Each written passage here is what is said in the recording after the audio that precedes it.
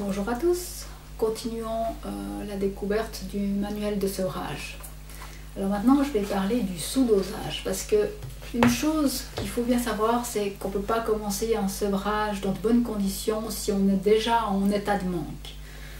Donc là, il va falloir déterminer si vous êtes en sous-dosage, si vous êtes déjà, si votre organisme est déjà entré en tolérance et puis que en fait vous êtes déjà à une dose inférieure à ce qu'il faudrait à votre organisme pour contrer exactement la réaction de votre corps.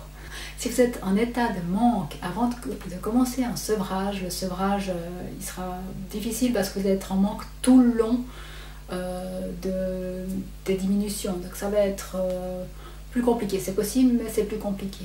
Mais maintenant qu'on sait qu'en commençant une dose où l'organisme n'est pas entré en tolérance, il ne manifeste pas encore des symptômes de manque, des symptômes de sevrage, on met toutes les chances de notre côté pour que le sevrage se passe bien. On met les bonnes conditions pour que le sevrage se passe plus facilement.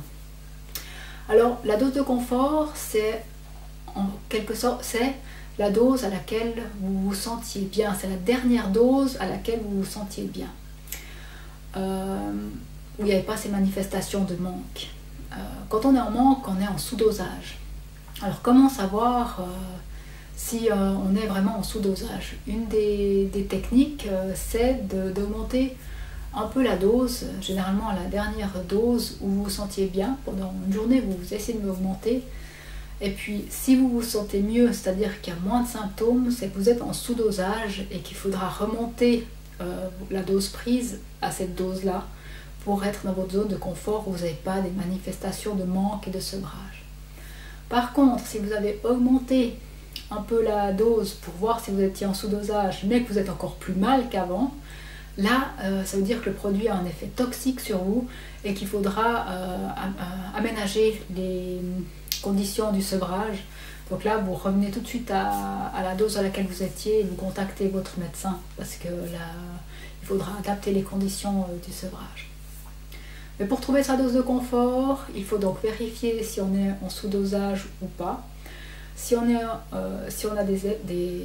ressent du manque, pour vérifier si on a des symptômes de manque, on vérifie donc si on est en sous-dosage en augmentant un peu la dose à la dernière dose où on était bien. Et si les symptômes se calment, ça veut dire qu'on était en sous-dosage et qu'il faudra monter un peu la dose avant de commencer le sevrage à proprement parler pour se mettre dans de bonnes conditions. Parce que si on commence en manque, là on ne sera vraiment pas dans les bonnes conditions parce qu'il faut savoir qu'entre chaque diminution, l'organisme doit avoir le temps de se réadapter, de réadapter son mode de fonctionnement, d'enlever les mécanismes compensatoires qu'il met en place, de baisser l'intensité de ses réactions. Mais si il est déjà en surréaction, on commence déjà en étant en manque les diminutions et puis on aura toujours ce décalage où il sera toujours en surréaction par rapport aux diminutions. Il faut vraiment arriver à commencer au niveau où l'organisme il oppose une réaction exactement pareille, exactement aussi intense que l'action du produit. Et ça, si on est en sous-dosage, l'organisme oppose une réaction plus forte et on est en état de manque.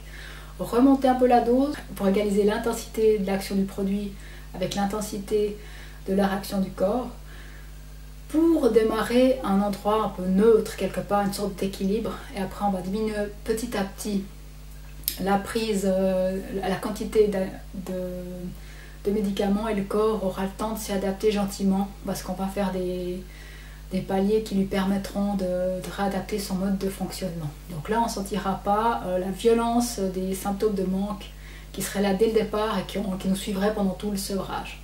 Donc ça vaut la peine de commencer un sevrage en étant dans sa zone de confort, à la dose de confort, à la dose à laquelle entre guillemets, on se sent bien, c'est-à-dire à la dose à laquelle les symptômes de manque ne se font pas sentir.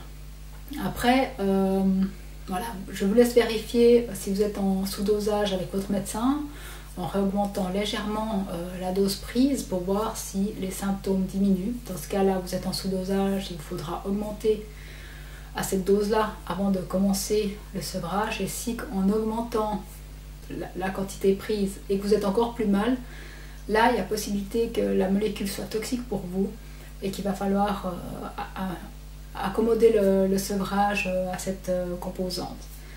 Donc là vous revenez tout de suite à la dose où vous étiez et vous commencez le sevrage avec votre médecin. Merci de m'avoir écouté, j'espère que ces informations vous auront été utiles.